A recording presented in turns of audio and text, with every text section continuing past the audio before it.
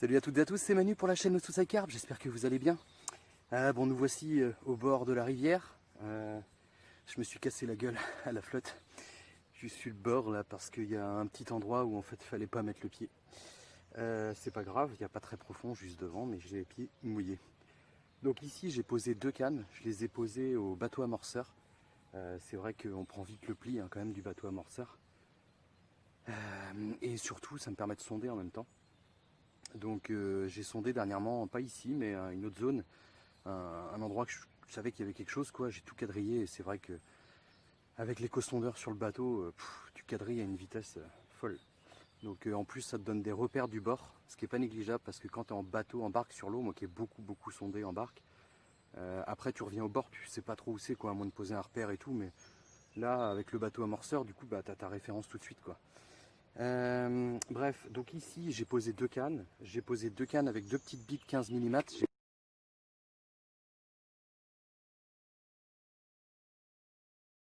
fait des bouillettes. J'ai fait des bouillettes hier en fin de journée. Une petite bouillette en 15 mm. J'ai fait du petit diamètre exprès pour pêcher comme en pêche rapide, comme là. Voilà, donc petite bouillette avec un restant de farine pigeon que j'avais broyé et puis tamisé. Et je vous ai fait une petite séquence en voix off là, à peu près 5 minutes, donc je vous laisse avec ça. Alors, donc pour commencer, il me restait de la farine pigeon, broyée, tamisée, vous savez, nourriture pigeon que je broie, que je tamise. Je pèse, j'ai 330 grammes, donc c'est un restant. Je pars sur une base d'un œuf pour 100 grammes, pour pas prendre de risque, je mets 3 œufs, en sachant qu'à la fin, je sais qu'il va me rester sûrement un peu de farine. Ensuite, j'ajoute un peu de mon sweetener, 6 ml, j'ai mis un petit peu surdosé, 2 ml par œuf, puisque c'est des bouillettes que je veux utiliser en pêche rapide. 15 ml d'huile de chènevis, ce qui représente à peu près 5 ml par œuf. Je bats tout ça bien comme il faut. Je viens rajouter, alors je le rajoute un colorant rose. Ici, je veux juste vous montrer en fait que c'est marqué une demi à une cuillère à café pour 500 grammes. Bon, moi c'est une toute petite cuillère, même si ça se voit pas très bien. Donc je mets une cuillère pleine, mais en fait ça vaut une demi-cuillère à café réellement. Voilà, je rajoute dans le liquide parce que dans la farine j'ai peur de m'en mettre partout, ça va très bien comme ça. Voilà. Ensuite je viens ajouter tranquillement mon mix à l'intérieur. Surtout ne pas aller trop vite, surtout ne pas tout mettre d'un coup, puisque là c'est la boulette en fait, on se retrouve avec un mix trop sec et puis il faut refaire un peu de base liquide, ce qui est, voilà, par rapport au dosage et tout, c'est compliqué.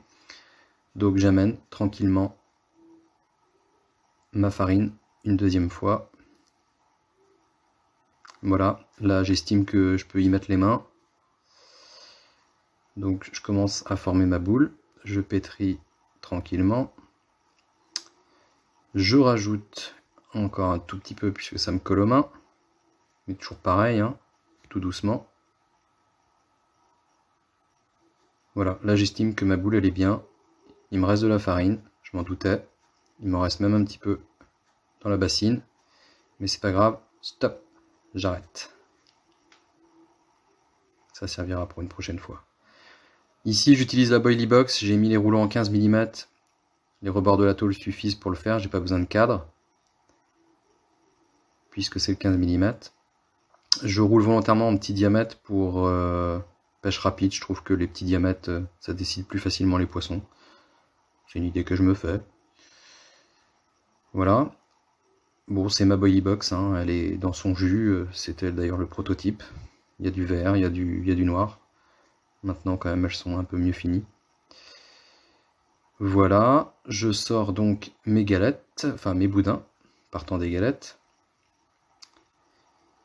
Ensuite, je vais utiliser la tôle donc, où j'ai réglé au préalable les deux guides de façon à être adapté au cylindre en 15 mm. J'enlève les petits bouts que je vais repasser après. Je referai une boule.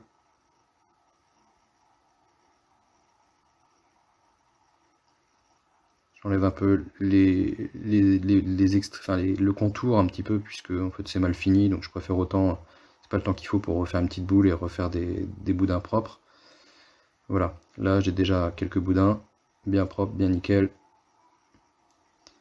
Je bascule la tôle en tôle de réception sur le bas. Je viens mettre ma tôle de guidage. Et je pose mes boudins. Je n'ai pas mis le moteur pour cette quantité. Voilà, au plus simple, il n'y a pas besoin. Je la fais en mode nususai, quoi. La pâte passe très bien, elle est juste comme il faut. Légèrement molle, pas trop collante, pas trop sèche. Bien. Voilà les petites bouboules. Je fais chauffer de l'eau frémissante. Au moment où elle commence à bouillir, je plonge mes bouillettes dedans. J'aurais pu faire à la vapeur pour une quantité telle, mais je suis habitué comme ça, j'aime bien. Lorsqu'elle flotte, pour moi, c'est cuit. Et ensuite, au bout de 2 heures à peu près, où elles ont séché un petit peu, je rajoute un peu de mon sweetener. Les bouillettes sont encore un peu fraîches. Elles sont froides, elles sont froides, mais elles sont fraîchement faites. Je les badigeonne, comme ça va rapporter un petit peu beaucoup même de sucrant, d'alcool et d'arôme, l'arôme mûr notamment. Et ensuite, je les remets tranquillement à sécher. Et je vais pouvoir les utiliser en pêche rapide. Bon, et sinon, il est 9h25, donc je commence pas de bonne heure. Une fois de plus, j'ai pas le choix. J'emmène mon petit Augustin à l'école, donc j'ai pas le choix. Là, il est 9h30, je vais rester jusqu'à midi. Ça fait peu de temps de pêche. J'espère être sur le poisson. J'ai choisi vous voyez bien là, un spot de rivière, une zone de rivière qui est quand même bien sauvage, où j'espère trouver du poisson vraiment qui en maraude sous les arbres, là, qui reste là un petit peu tout le temps, entre guillemets. Et puis les bouillettes, vous avez vu, l'objectif c'est d'avoir en fait quelque chose d'olfactif, un maximum qui dégage beaucoup de sucrant, d'arômes et tout ça, et de l'huile aussi, puisque j'ai mis de l'huile de chènevis. Par contre, au niveau de la couleur, vous voyez, j'aurais pu me passer du colorant parce qu'avec la mûre, mais bon, je me suis dit, allez, j'essaye. C'est pas flashy quoi. Voilà, bon j'espère, je vais vous caler dessus pour essayer de choper un départ en live. On verra bien, hein. C'est pas du tout préparé, donc on va prier Dieu de la carpe. À Tal. Bah non, pas pour le moment. Non. On patiente. Il faut être patient, quoi. Oui. Il n'y aura pas pour manger ce midi. Oh de toute façon je les remets à l'eau alors avec ça. Tout le plaisir. Voilà. Il est 10h52, je suis à peu près à la moitié de mon temps de pêche. Pour le moment j'ai eu quelques petites tapes, quelques bips. Pas de carpe. Alors je sais pas ce qui se passe. Après c'est court hein, aussi. Là ici, j'ai pas de regrets puisque pour le moment, dans ma tête, je cogite tout le temps. J'ai posé précisément et discrètement avec le bateau amorceur, avec du maïs doux, des petites bouillettes que j'ai roulées donc hier un peu surdosées pour avoir un signal olfactif fort, petit diamètre, donc maïs doux petit aussi. Vraiment, voilà, un petit paquet dans le fond pour vraiment séduire un poisson de passage, un poisson qui est là sans trop le nourrir. Pour moi, sur le papier, c'est cohérent. J'ai refait aussi mes bas de ligne pour avoir un hameçon bien piquant. J'ai pas un gros hameçon, c'est un hameçon de 4. Après, j'ai regardé un peu les pressions atmosphériques. Donc ça fait pas tout, bien sûr, hein. Elles sont à 1020 hectopascales, ce qui est encore haut. Je ne sais pas s'il y en a dans l'assemblée ici qui ont des informations sur les pressions atmosphériques parce que j'ai remarqué quelque chose, c'est que j'ai l'impression qu'en plan d'eau, ça ne réagit pas pareil qu'en rivière. Parce que j'ai pu constater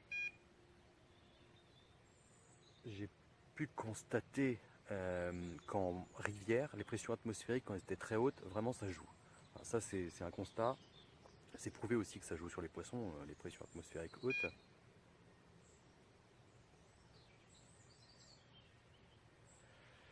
Mais quand j'ai fait la pêche avec Michael en bateau cabine, où on avait des pressions très hautes, on fait un petit poisson, mais à côté de ça, dans mon entourage, il y a du monde qui a fait des belles déroules, mais en plan d'eau. Donc, je ne sais pas si parmi vous, quelqu'un aurait un début de solution à ça, puisque je fais partie de ces gens qui aiment bien comprendre. Et donc, pour l'instant, au niveau analyse, on va dire, on dirait qu'en plan d'eau, la pression atmosphérique haute influence moins les poissons qu'en rivière. Après, c'est deux éléments d'eau différents, donc c'est possible qu'il y ait des relations différentes, enfin des effets différents. Voilà, si quelqu'un a la réponse à ça, ça m'arrangerait bien. Enfin, la réponse ou un début de solution, un document scientifique, physique qui a été fait. Voilà, bon, j'ai bon espoir quand même de faire mon petit poisson là, j'aimerais bien.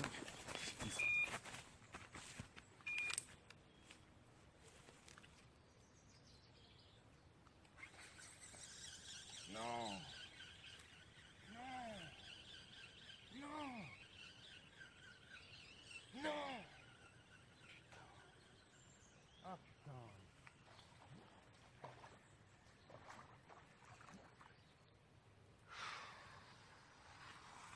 Décroché.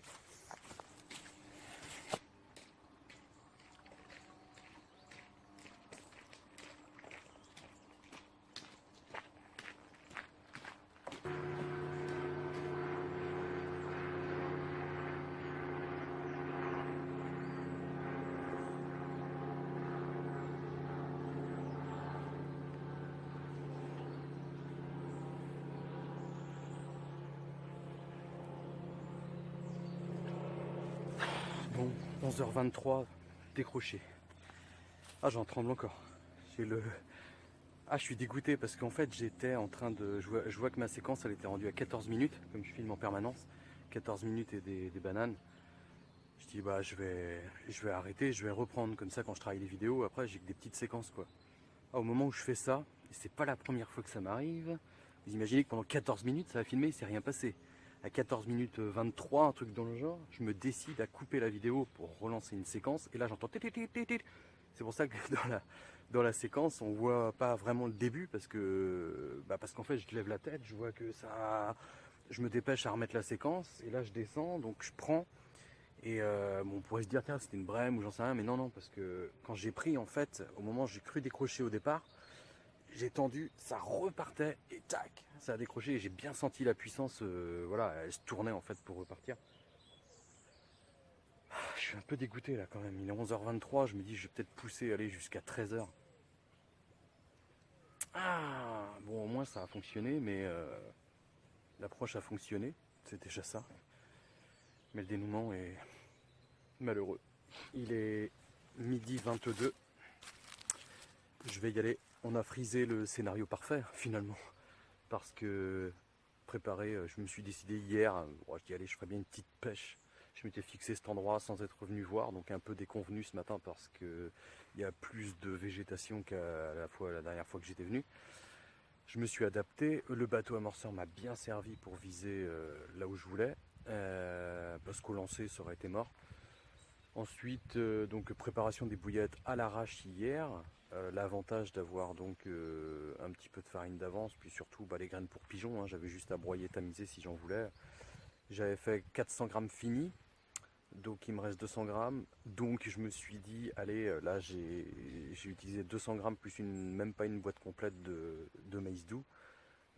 Donc je vais revenir en fait, je vais refaire une matinée. Ils annoncent une dépression bientôt là. Je pense que je vais revenir refaire un petit coup du matin au moment où ça va un petit peu se dépressuriser. Parce que ils annoncent quand même là, aujourd'hui, là, ça a l'air couvert, mais ils annoncent encore 28 degrés un peu tous les jours là. C'est chaud chaud, c'est l'été au mois de septembre, l'été indien.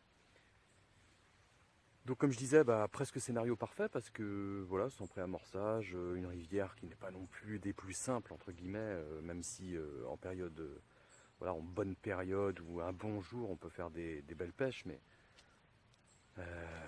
peut-être là, j'aurais pu faire un gros poisson, qui sait. Je vais pas spéculer, je sais pas. Mais ça donne envie de rester, mais voilà, j'ai du travail, malheureusement et heureusement. Tant mieux, tant pis. Bon, bah, je vous dis à mercredi prochain. Hein, et puis tant pis s'il n'y a pas eu de poisson. Et puis bah, il y en aura peut-être la prochaine fois. Il y a eu au moins le départ en live, quoi. Et puis explication de comment faire des bouillettes en mode no susai. Des bouillettes à forte stimulation olfactive. Allez, bisous, à mercredi prochain. Et en attendant, bonne pêche.